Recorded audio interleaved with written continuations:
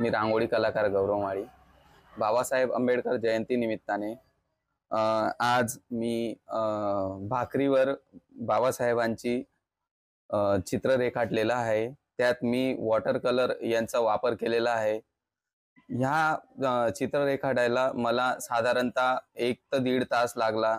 भाकरीवर चित्र काढणं हे खूप अवघड गोष्ट होती, कारण की त्यात तळे वगैरे तुम्ही पडलेले पाहू शकता। तर हे खूप माझ्यासाठी खूप चॅलेंजिंग होतं। तरी मी बाबासाहेबांना अभिवादन देण्यासाठी त्यांची घरची भाकर जी आपण खातो त्याच्यावर मी एक त्यांचं चित्र रेखाटलेलं आहे।